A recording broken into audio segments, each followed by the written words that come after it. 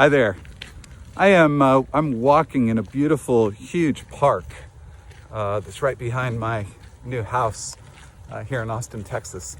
It's Saturday afternoon, and it's a rainy, pretty chilly day in March. Kind of chilly for this time of year in Austin. I hope that you are well. So we've had a series of 3 webinars so far called Stop the Freakout, Lead Yourself and Others Through This and Any Crisis. And we're going to continue those into this coming week. But I thought I wanted to share with you some of the answers to the question, how do I take responsibility for this crisis? How do I demonstrate ownership in my life in this time of upset, this time of chaos, this time of crisis? We have a number of ideas about that, and I'm going to share a number of them with you. So first of all, the responsibility material is not about giving advice. It's not about knowing the right answer. Right? So the responsibility material is about how do you get from your lower fear-based brain to your upper creative brain or mind. Mind for me is better language than brain.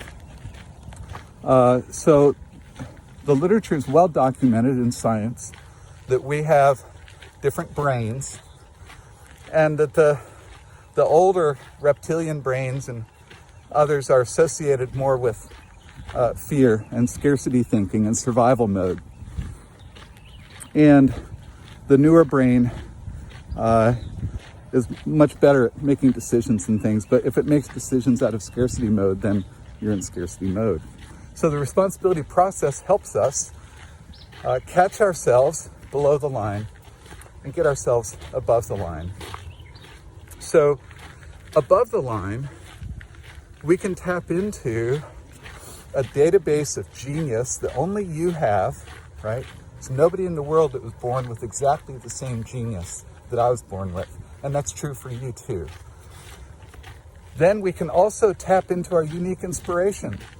So there's nobody in the world that's inspired by exactly the same things that I'm inspired by. Same is true for you.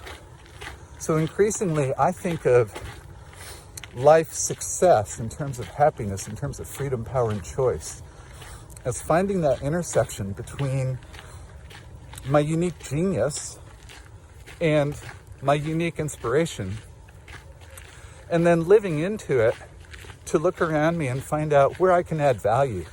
What problems are going on that I see things that I can do something about that no one else is doing something about, right? So my own example is I saw that there was a world that really didn't understand how personal responsibility works in the mind. And I decided that it kind of pissed me off. And that meant I had to do something about it. And that meant I got to dedicate myself to figuring out how to take ownership of this space in the world and change the way that people think about personal responsibility and how it works in the mind. So the same is true anytime you're upset, and having a worldwide crisis of a microorganism is no different, except it's a lot more in our face. And the invitation to be scared and angry and anxious, and the invitation to be full of uncertainty, and the invitation to scarcity, whether it's being without work or whether it's not being able to put food on the table, take care of our kids the way we want to, take care of our spouse, be separated from family, who knows what it is. However, it's the same pattern in our minds.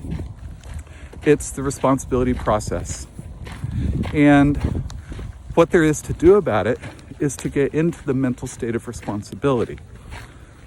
Now you're saying, Christopher, you're nuts. I am not taking responsibility for this microorganism. Okay, I get it. So practical responsibility says this: I may not have caused the problem, but if it's a problem for me, if it's giving me anxiety, then I'm the one that gets to do something about it. So I'm not suggesting that you take responsibility for having caused the microorganism. That's not it.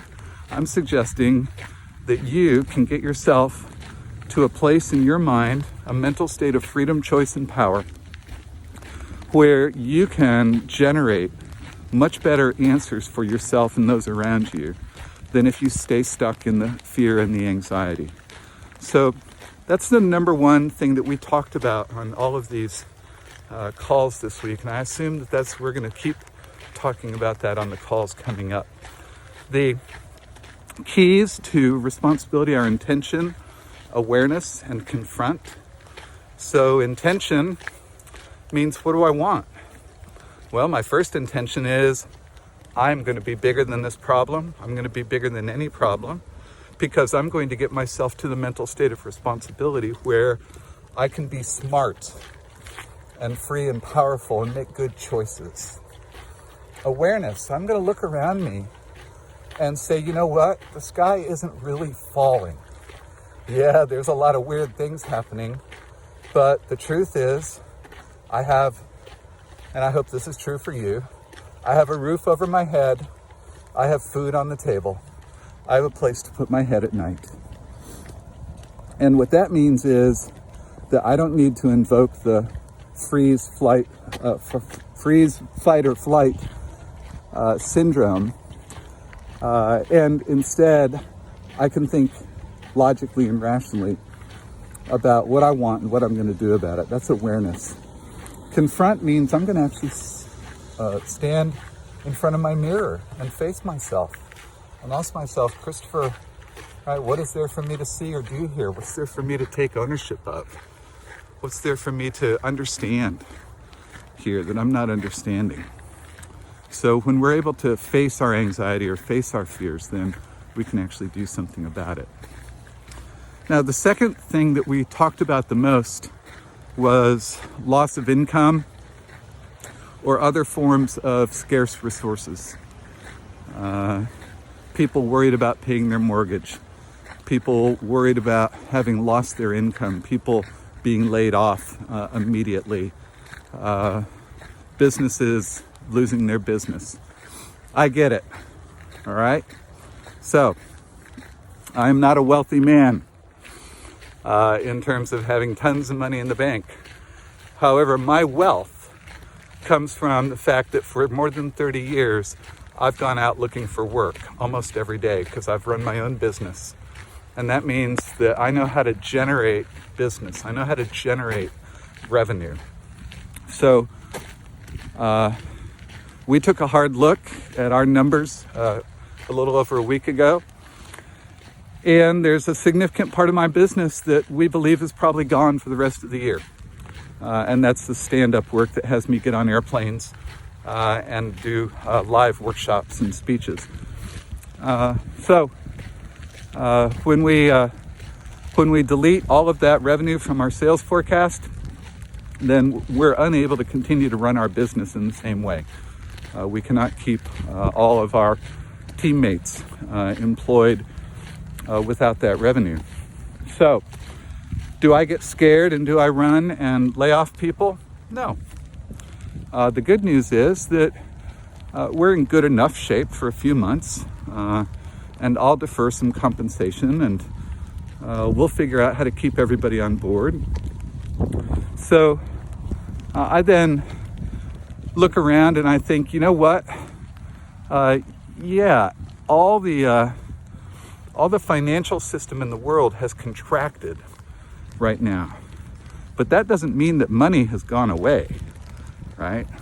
There is more money and more wealth and more capital in the world today than there has ever been at any time in the past. And it's not going away just because people have stopped spending or businesses have stopped buying, right? It's there, pent up, waiting to be invested again, waiting to go to work. So where a short-term scarcity for me, actually, when I think it through, is really just a short blip. It's a long-term abundance. And my business is scrambling, we're pivoting, and we're innovating, and we're figuring out how to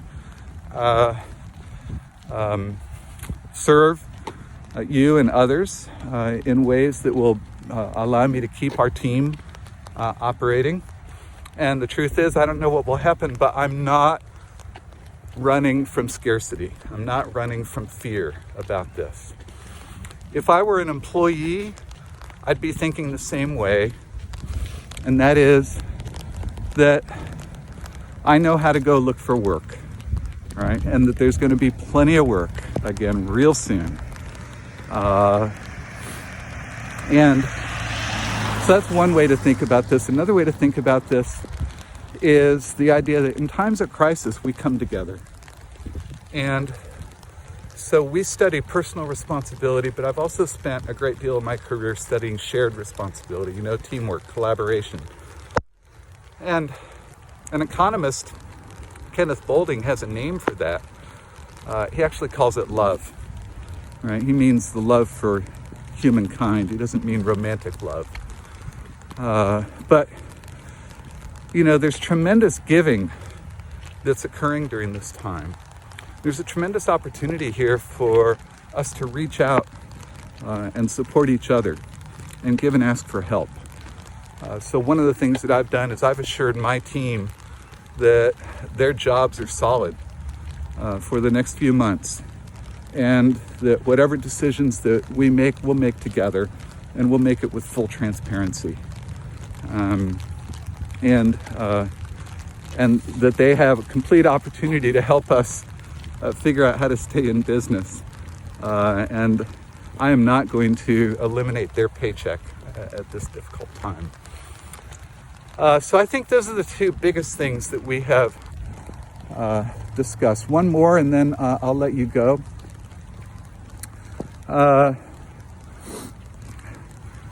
We did talk to a couple of people who were telling themselves lots of horror stories, that they couldn't get out to take care of their parents, that they were going to be stuck in their apartment all this time and they'd be going nuts, and story after story after story.